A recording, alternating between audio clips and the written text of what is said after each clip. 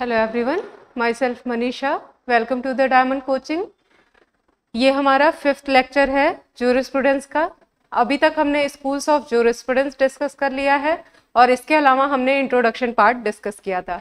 ठीक है, आगे हम आज डिस्कस करने वाले हैं सोर्सेज ऑफ लॉ एक तरह से, और यही सोर्सेज ऑफ लॉ आपको हर जगह यूज करने होते हैं।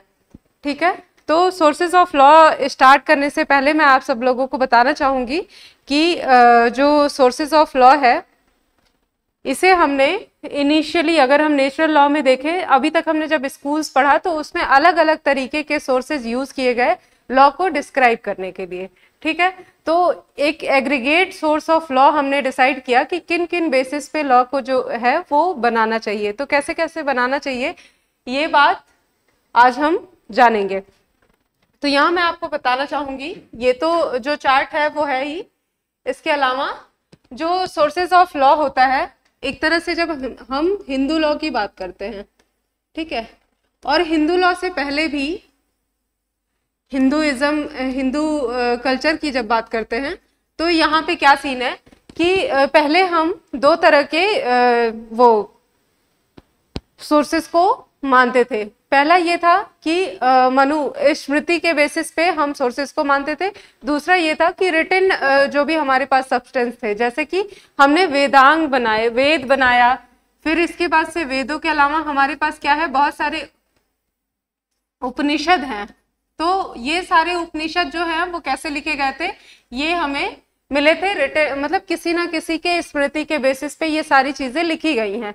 और जब हम हिंदू कल्चर की बात करते हैं तो हमें ऐसा लगता है, पता चलता है कि ये सारे हमने डायरेक्ट ब्रह्मा से किसी ने सुने और वो लिखे, तो ब्रह्मा ने लिखे हैं, ऐसा है। तो हमारे पास जितने भी वेद और उपनिषद हैं ये सारे के सारे क्या हैं, सोर्सेस का काम करते हैं। इनके द्वारा ही, इनके बेसिस पे हमने क्या बनाया, धर्म बनाया। ठीक, धर्म का रियल मतलब होता है एक कोड ऑफ कंडक्ट।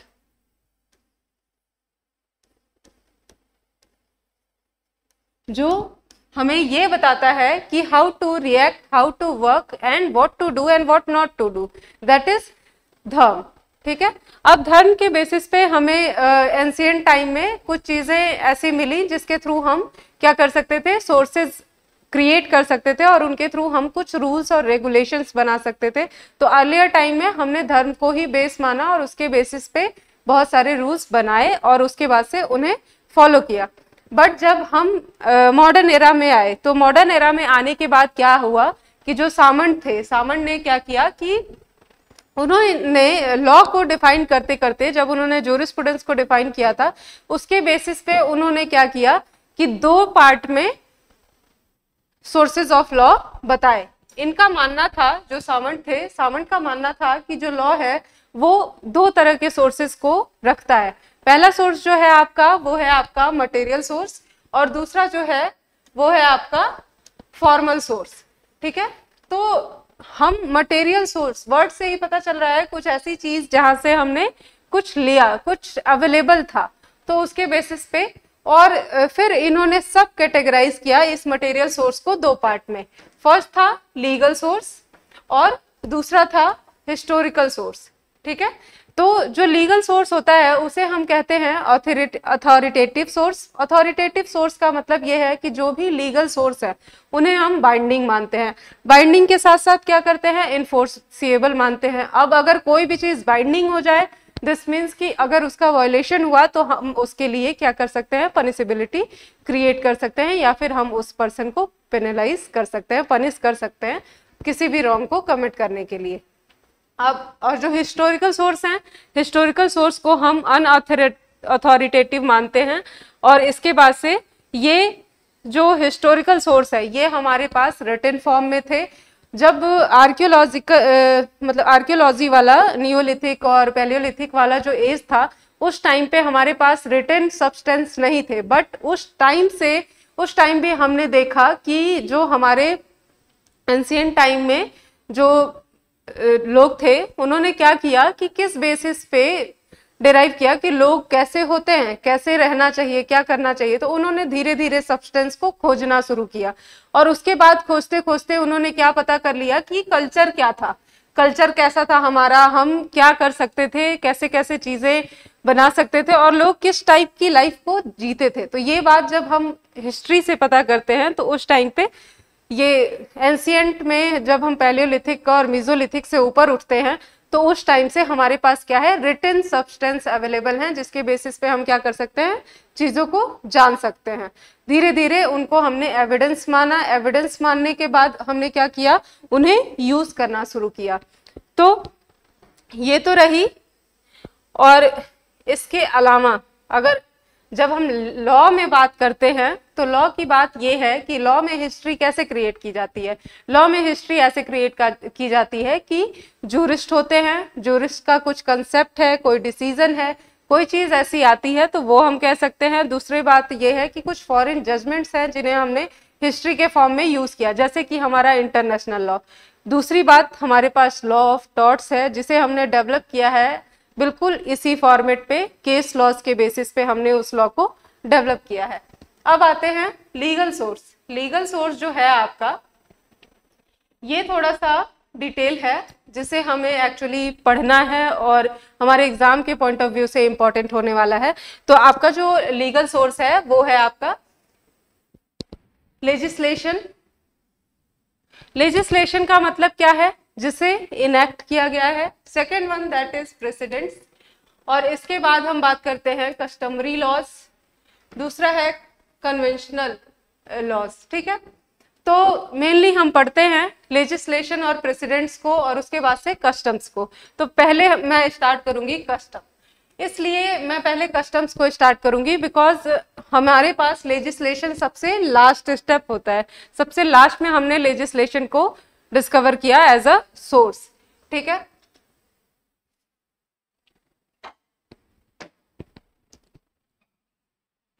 जो हिंदू जूरिस्प्रूडेंस था, हिंदू जूरिस्प्रूडेंस ने इसे कैटेगराइज किया था किस फॉर्मेट में कस्टम को, हमने कि धर्मशास्त्र है हमारे पास। दूसरी चीज क्या है, धर्मशास्त्र के अलावा हमारे पास है कमेंट्रीज हैं बहुत सारी।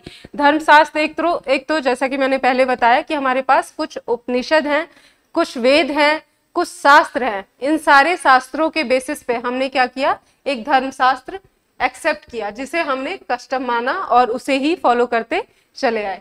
दूसरा है कुछ कमेंट्रीज हैं, तो जैसे कि आपका महाभारत है, तो ऐसी चीजें मतलब जिनको जो बोले गए हैं और वो रखे गए, वो प्रिजर्व कर दिए गए एक बुक के फॉर्मेट में या फिर एक एसेट के फॉर्मेट में, और उसे हमने रूल बेस मान के अपना कल्चर स्टार्ट किया। जैसे कि क्रिश्चियंस में जब बाइबल की बात आती है तो बाइबल जो है वो पूरी कमेंट्रीज है एक तरह से, उसे पूरा का पूरा मानते हैं। जो भी क्रिश्चियन लोग हैं वो सभी मानते हैं कि वो सीधे ईसा मसीह ने बोला है।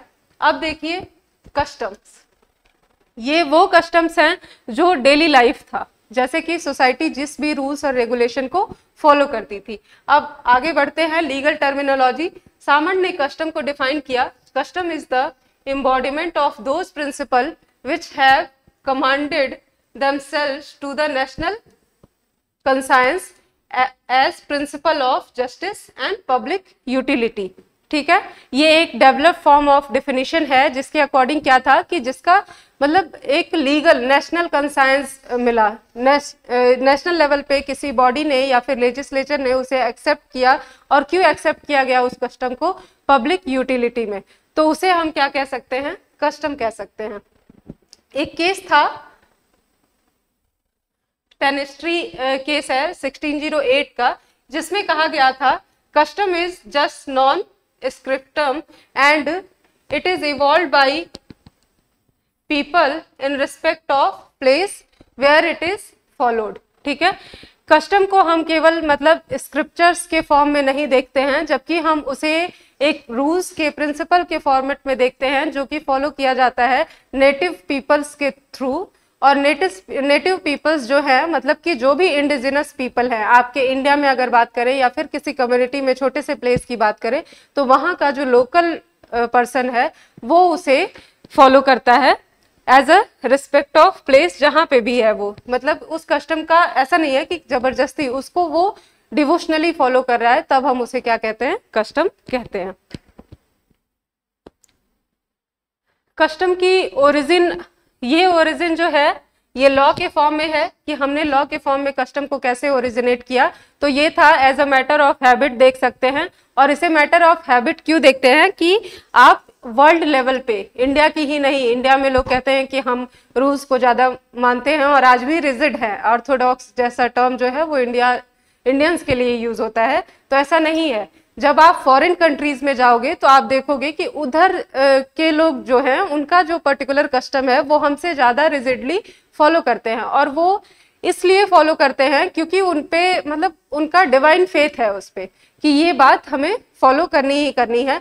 तो ऐसा था, और इसी फेथ के कारण जितने भी लॉज बनाए गए हैं सारे जगह अलग अलग नेचुरल जस्टिस का रूल फॉलो हो रहा है, अलग अलग चीजों को लीगल बनाया गया है। अब जैसे इंडिया में देखेंगे तो बाइगेमी इलीगल है, बट अगर हम फॉरेन में देखेंगे तो ये इलीगल नहीं है, और इसको बेस मान के हर कंट्री ने अपने लॉज को बनाया, और जितनी भी कंट्रीज हैं उनका फर्स्ट सोर्स जो है लॉ बनाने का वो कस्टम है। इसलिए हम कहते हैं कि as a matter of habit है कि हम सबकी आदत होती है कि अपने बड़ों को फॉलो करना। रीजन फॉर रिकॉग्निशन, दूसरा रीजन इसका ये है कस्टम का कि कस्टम को रिकॉग्नाइज किया गया। धीरे धीरे क्या हुआ, हर कंट्री ने कस्टम्स, जो भी कस्टम चलते आ रहे थे उन्हें कोई ना कोई लॉ बना के प्रोटेक्ट किया, और अगर नहीं बनाया तो स्पेशली डिक्लेयर्ड किया। इंडिया में भी डिक्लेरेशन है, डिक्लेरेशन के बेसिस पे क्या करते हैं हम अलग अलग रिचुअल्स को लीगलाइज करते हैं। काइंड्स अगर देखें तो आपका कस्टम जो है वो दो तरह का होता है, फर्स्ट कन्वेंशनल कस्टम और दूसरा लीगल कस्टम। कन्वेंशनल कस्टम जो है वो फिर से सब कैटेगराइज होता है आपका लोकल और जनरल में।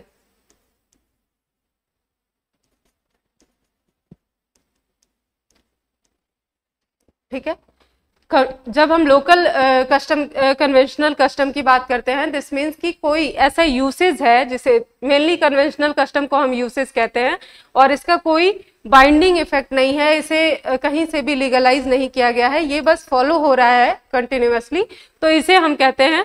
और लोकल प्लेस पे है तो लोकल कन्वेंशनल कस्टम हो जाएगा, और नेशनल लेवल पे अगर कोई ऐसी चीज फॉलो हो रही है तो उसे हम नेशनल कहते हैं। नेक्स्ट है आपका लीगल कस्टम। लीगल कस्टम जो है ये भी दो तरह के होते हैं, लोकल एंड जनरल कस्टम। जब लोकल कस्टम, ये भी है लोकल मतलब पर्टिकुलर किसी एरिया के लिए है, और जनरल कस्टम का मतलब हो गया कि सब पे इक्वली एप्लीकेबल है, तो हम इसे जनरल कस्टम कहेंगे।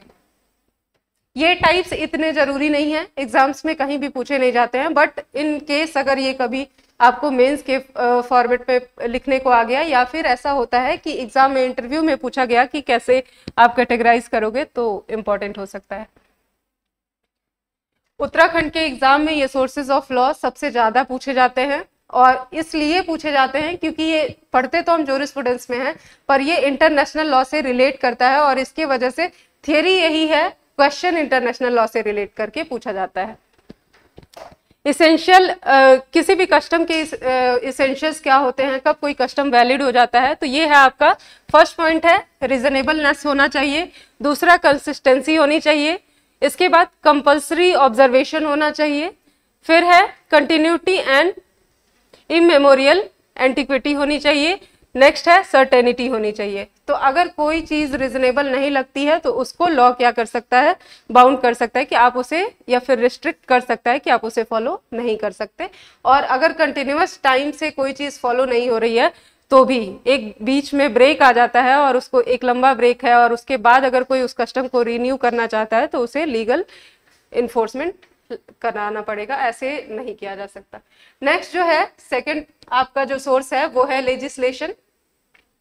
लेजिस्लेशन जो है as a source of law best source of law है, क्योंकि हमारे पास लॉ जो है हम उन्हीं लॉज को बाइंडिंग मानते हैं। जब जैसे ही किसी को कुछ कहा जाता है कि आप ऐसा नहीं कर सकते, तो लोग पूछते हैं कहीं लिखा है या नहीं लिखा है, तो बात सही है। ये लेजिस्लेशन जो है वही काम करता है कि किसी भी चीज को कोडिफाई करता है कि आप क्या कर सकते हो, क्या नहीं कर सकते हो। ठीक है, तो लेजिस्लेशन जो है वो लेजिस्लेशन 2 वर्ड से आया है। फर्स्ट है लेजिस प्लस लेक्टम। ठीक है, लेजिस लेक्टम। अब लेजिस का मतलब होता है लॉ, और लेक्टम मीन्स टू मेक और सेट, मतलब कि legislation means to make the law, making of law को हम क्या कहते हैं, लेजिस्लेशन कह सकते हैं। बेंथम ने और जॉन स्टुअर्ट मिल ने डिफाइन किया था कि legislation include both the process of law making and the जो प्रोसेस इन्फोर्समेंट ऑल्सो, ठीक है। तो जो लॉ मेकिंग का प्रोसेस है उसे भी हम लेजिस्लेशन कहेंगे, और उसके बाद से इसका जो इन्फोर्समेंट है, लॉ बना देना काफी नहीं है, उसका इन्फोर्समेंट जरूरी है। लेजिस्लेशन जो है वो 2 काइंड्स में सब कैटेगराइज किए जाते हैं। ये है आपका लेजिस्लेशन बनाने के 2 पार्ट है। एक तो ठीक है कि ये काइंड अलग डिफाइन किए गए हैं, पर लेजिस्लेटिव बॉडी अगर हम देखेंगे तो इंडिया में 2 हैं, एक तो स्टेट लेजिस्लेचर है और दूसरा एक सेंट्रल लेजिस्लेचर है। दोनों अलग अलग लॉज बना सकते हैं। कब लॉज बना सकते हैं ये बात हमारा कॉन्स्टिट्यूशन डिसाइड करता है, किस टॉपिक पे लॉ बनाया जा सकता है। पर जब हम जनरल रूल की बात करते हैं तो लेजिस्लेचर 2 तरह के होते हैं, पहला सुप्रीम लेजिस्लेशन और दूसरा सबऑर्डिनेट, ठीक है। सबऑर्डिनेट लेजिस्लेशन को हम दोबारा कैटेगराइज करते हैं कॉलोनियल लेजिस्लेशन। कॉलोनियल लेजिस्लेशन जो है ये सब्जेक्ट टू रिपील है, क्योंकि ये बात तब होती थी कि जो ब्रिटिश पीरियड पे कॉलोनियल एरा था उस टाइम पे जो लॉ बनाए गए थे उन्हें इंडिया में फॉलो भी किया जा सकता है, उन्हें रिपील किया जा सकता है, उन्हें चेंज किया जा सकता है। एग्जीक्यूटिव लेजिस्लेशन वो होता है जब कोई भी लेजिस्लेचर क्या करता है, कुछ एग्जीक्यूटिव पावर को डेलीगेट कर देता है किसी एग्जीक्यूटिव बॉडी को और उससे कहता है कि तुम लॉ बनाओ इस पॉइंट पे, तब हम कह सकते हैं कि वो एग्जीक्यूटिव लेजिस्लेशन है। तीसरा है जुडिशियल लेजिस्लेशन। जुडिशियल लेजिस्लेशन से लेना ये बात है कि मतलब जुडिशरी कुछ डिसाइड करके फिक्स करती है, तो वो है जुडिशियल लेजिस्लेशन। म्युनिसिपल लेजिस्लेशन जो है म्युनिसिपल लेवल पे या फिर म्युनिसिपैलिटी, मतलब जो लोकल में अगर कोई लॉ बनाया गया है तो उन्हें म्युनिसिपल लॉज भी कहते हैं। ऑटोनॉमस, यहाँ पे कोई जब प्राइवेट एंटिटी क्या करती है, लॉ बनाती है, तब हम उसे कहते हैं कि ये क्या है आपका ऑटोनॉमस लेजिस्लेशन है। मतलब कि कोई कंपनी है वो कुछ रूल्स रेगुलेशन बनाती है, तो ये भी एक डेलीगेटेड पावर है लेजिस्लेचर के थ्रू, जो कि डेलीगेट किया जाता है कि लॉ बनाओ। दूसरी बात है लेजिस्लेशन पे कंट्रोल कैसे पा सकते हैं, कैसे कैसे कंट्रोल किया जाता है, तो ये बात है आपका प्रोसीजरल कंट्रोल है, पार्लियामेंट्री कंट्रोल है, जुडिशियल कंट्रोल है। प्रोसीजरल कंट्रोल ये है कि कैसे लॉ बनेगा, इसका प्रोसीजर आपको डायरेक्टली गिवन है, अगर आप उस प्रोसीजर को फॉलो नहीं करते तो लॉ नहीं बन सकता। दूसरा पार्लियामेंट्री कंट्रोल है, पार्लियामेंट चाहे तो आपको रोक सकती है कि आप इस पॉइंट पे लॉ नहीं बना सकते हैं, या फिर ऐसे जैसा आप बनाना चाह रहे हैं वो नहीं कर सकते। दूसरा है जुडिशियल रिव्यू का पावर, जुडिशरी के पास है, वो कंट्रोल कर सकती है कि क्या राइट है और क्या नहीं है। इससे लेजिस्लेशन को प्रेसिडेंट और कस्टम दोनों से डिफरेंशिएट किया जा सकता है। तो सीधा सीधा डिफरेंस ये है कि लेजिस्लेशन जो है वो स्टेट लेजिस्लेचर एक पर्टिकुलर सॉवरेन बॉडी है। जब ये लेजिस्लेशन की जब हम बात करते हैं तो ऑस्टिन और हॉलैंड या फिर बेंथम, इन सब ने जो सॉवरेनिटी की बात की, वो सॉवरेन बॉडी जो है लेजिस्लेचर है, और उसने क्या किया कि वो बॉडी ही ऑथराइज है लॉ बनाने के लिए। तो लेजिस्लेशन का मतलब ये हो गया, और ये होल ऑफ द टेरिटरी जिस भी जगह पे लॉ बनाया जा रहा है सब पे लगेगा। और प्रेसिडेंट जो है ये जुडिशियर मतलब जुडिशरी देती है, इसका बाइंडिंग इफेक्ट हो भी सकता है और नहीं भी हो सकता है। कस्टम से देखें तो कस्टम जो है कंटिन्यूटी चाहिए, जबकि लेजिस्लेशन के बनाए गए लॉज में आपको कंटिन्यूटी की जरूरत नहीं होती है। अब आते हैं थर्ड आपका जो है जुडिशियल प्रेसिडेंट।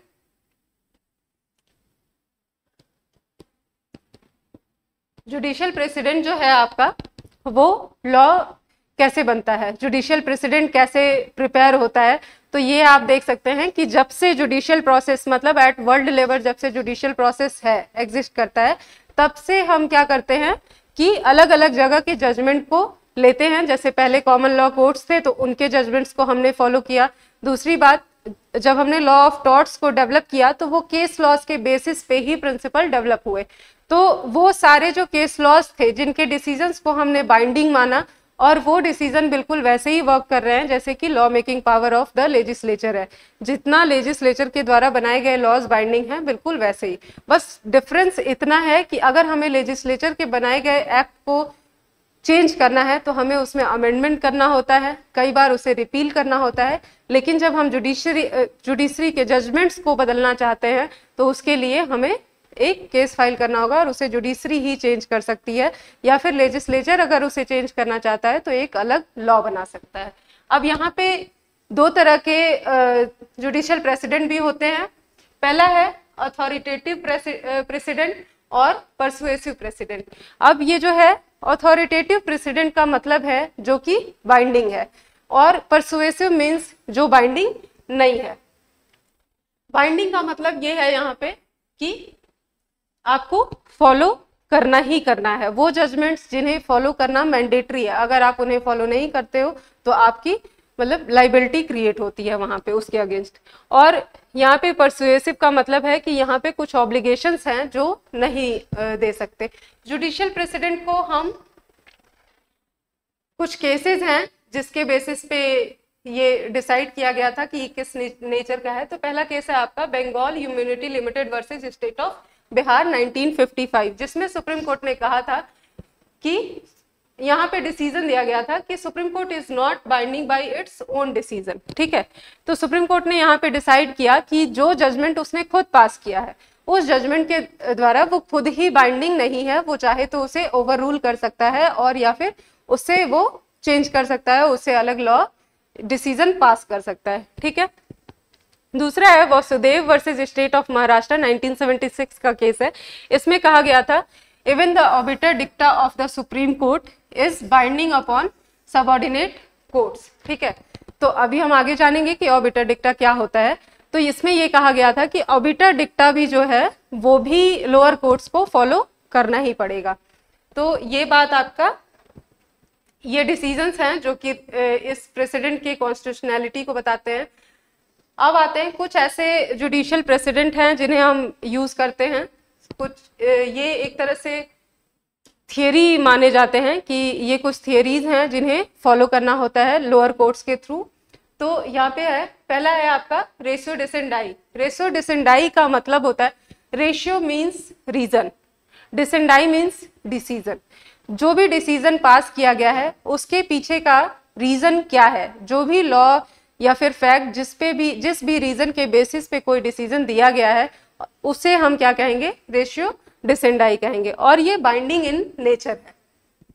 ठीक है, रूल ऑफ लॉ है upon which decision is founded, तो उसे हम कहते हैं रेशियो डिसेंडाई। बट यहाँ पे भी कन्फ्लिक्टिंग ओपिनियन रहा है, जब जैसे कि सामंत कहते हैं कि जो आपका रेशियो डिसेंडाई है ये बाइंडिंग इन नेचर है और जो लोअर कोर्ट्स हैं उन्हें फॉलो करना ही करना होता है। जो भी उससे हायर कोर्ट जितनी भी है वो जैसा भी डिसीजन दे, आपको लोअर कोर्ट अगर आप हैं तो आप उसके अगेंस्ट कोई भी डिसीजन नहीं दे सकते। लेकिन जब यही बात ऑस्टिन जब कहते हैं तो ऑस्टिन का कहना है कि ये चीज बेस करती है ऐसे कि मतलब डिसीजंस जो भी दिए गए हैं वो फैक्ट पे बेस करके दिए गए हैं। तो जैसे जैसे आपका फैक्ट चेंज होगा वैसे वैसे रीजन भी चेंज होता है। और ये बात आपका जो डोनोग वर्सेस स्टीवेंसन का केस है वहां पे भी ये बात डिस्कस की गई थी कि डोनोग वर्सेस स्टीवेंसन की केस के फैक्ट के वजह से वहां पे जो डिसीजन है वो चेंज किया गया था। ठीक है, अब आते हैं, पर अगर हम जनरल ओवरव्यू देखें तो रेशियो डिसेंडाई जो है वो बाइंडिंग इन नेचर है। जो भी इंफीरियर कोर्ट्स हैं वो अपने सुपीरियर कोर्ट्स के डिसीजंस को फॉलो करेंगी, मतलब कि जो भी सबऑर्डिनेट कोर्ट है वो हाई कोर्ट्स के, और हाई कोर्ट जो है वो सुप्रीम कोर्ट्स के डिसीजन को फॉलो करेगा। नेक्स्ट है आपका ऑबिटर डिक्टा। ऑबिटर डिक्टा का मतलब ये है, ये बिल्कुल इससे अपोजिट है। और ये कैसे है कि ये जो है reason upon which decision is given, जबकि ऑबिटर डिक्टा का मतलब ये होता है कि इसमें कुछ फैक्ट जो कि आपके जो जज है उसके सामने रखे भी नहीं गए हैं, बट उस केस के जो बैकग्राउंड है उसके अकॉर्डिंग अगर जज को कुछ लगता है तो वो क्या कर सकते हैं, अपना ओपिनियन दे सकते हैं जो कि बाइंडिंग इन नेचर नहीं होगा। तो वो ओपिनियन जो है आपका एक कैजुअल एक्सप्रेशन जो है जो कि कोर्ट के द्वारा दिया जाता है, विच कैरी नो वेट, मतलब कि इसका बाइंडिंग नेचर नहीं होता है और ये फैक्ट इन इशू से रिलेटेड नहीं होता है, तो उसे हम कहते हैं कि वो ऑबिटर डिक्टा है। एसआर बुमाई का केस था, ये इंपॉर्टेंट है। एसआर बुमाई के केस में आपका जो सेकुलरिज्म है उसे basic structure of the constitution कहा गया, बट वहां पे एक जज थे जस्टिस रामास्वामी, इन्होंने क्या किया, ये इनका कहना था इन्होंने एक अपना ओपिनियन दिया। वो ओपिनियन ये था, सोशल प्लूरलिज्म का बात है, मतलब सोशल प्लूरलिज्म को इन्होंने कहा कि ये भी बेसिक स्ट्रक्चर जैसा है और इसे मतलब बेसिक स्ट्रक्चर मानना चाहिए। दूसरी बात, इन्होंने यहाँ पे फ्रेटर्निटी को भी कहा कि फ्रेटर्निटी जो है वो basic structure of the constitution में आता है, जो कि आपका ऑबिटर डिक्टा था, सिर्फ एक ओपिनियन था। फाइनल डिसीजन ये है कि secularism basic structure of the constitution है। नेक्स्ट है आपका स्टेयर डिसिसिस। स्टेयर डिसिसिस और आपका जो रेशियो डिसेंडाई है, ये थोड़ा बहुत सिमिलर है, बट इसमें डिफरेंस क्या है, यहाँ पे है let the decision stand in its rightful place. ठीक है, decision have new principle binding on subordinate court. यहाँ पे भी एक मतलब कुछ न्यू ओपिनियंस दिए जा रहे हैं जो कि कोर्ट्स पे बाइंडिंग होंगे।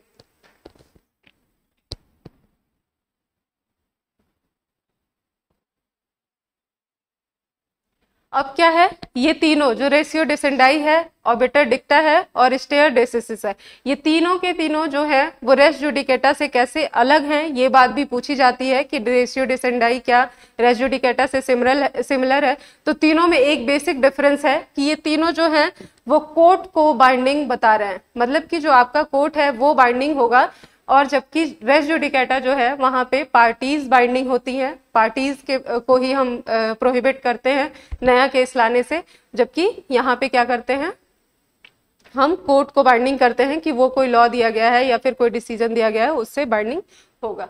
अब है कुछ अदर सोर्सेज हैं जिन्हें हम सोर्स ऑफ लॉ यूज करते हैं, तो वो है आपका रिलीजन डाइजेस्ट। डाइजेस्ट में लिटरेरी भी हो सकता है, ट्रिटीज भी होती हैं। दूसरा है social values and professional opinions. इसके बाद इक्विटी एंड इनडायरेक्ट सोर्सेज, ये वो सोर्सेज हैं, एक तरह से देखा जाए तो ये नेचुरल लॉ के सोर्सेज हैं, और उसके बाद से जो भी पर्सनल लॉ क्रिएट किए जाते हैं वो इनके बेसिस पे क्रिएट किए गए हैं। बाकी सारे लॉज जो हैं वो इस बेसिस पे कम ही क्रिएट होते हैं, मतलब, लेकिन हम इन्हें एक तरह से इक्विटी मानते हैं और इन्हें भी लॉ बनाने से पहले वायलेट नहीं कर सकते, इन्हें ध्यान में रखना चाहिए। Thank you. आज के लिए इतना ही। आगे के लेक्चर में हम देखेंगे राइट्स एंड ड्यूटीज, और उसके बाद से प्रॉपर्टी एंड पोजेशन का जो कंसेप्ट है जो कि जूरिस्प्रूडेंस में अब रहता है, वो आखिरी नेक्स्ट लेक्चर में डिस्कस करेंगे। Thank you.